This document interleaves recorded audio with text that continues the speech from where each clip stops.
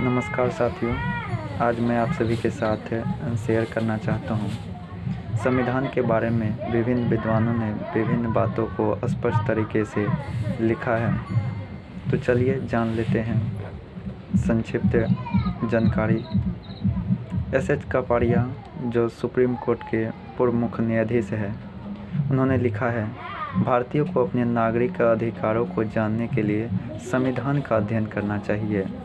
अगर आप संविधान को पढ़ लेते हैं तो आपको धार्मिक किताबें पढ़ने की कोई ज़रूरत नहीं है। आप संविधान में ही भगवान पा सकते हैं। संविधान का ज्ञान प्राप्त करना डॉक्टर बाबा साहेब भीमराव अम्बेडकर के लिए सच्ची श्रद्धांजलि होगी।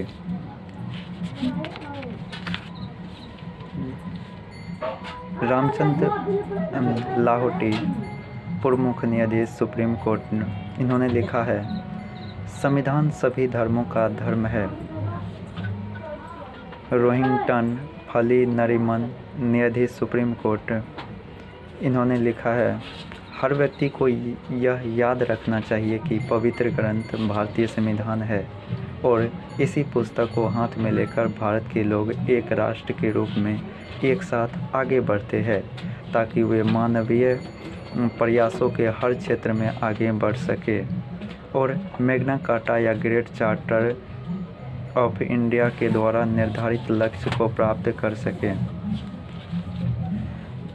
वेंकटरमन रामकृष्ण, नोबेल विजेता, इन्होंने लिखा है, भारत को जिन बातों पर गर्व होना चाहिए उनमें से यह है कि उसके पास अत्यंत प्रबुद्ध संविधान है। इसे 1950 में लिखा गया है, फिर भी यह चमत्कारिक रूप से प्रगतिशील दस्तावेज है। अब अंत में जान लेते हैं डॉक्टर बाबा साहेब भीमराव अम्बेडकर जी क्या संविधान के बारे में कहे हैं। तो मैं गर्व के साथ कह सकता हूं कि इस देश को दिया यह संविधान एक अद्भुत दस्तावेज है।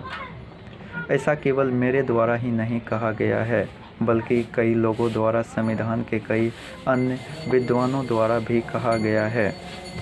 मैंने किसी एक जाति या समूह के लिए काम नहीं किया है।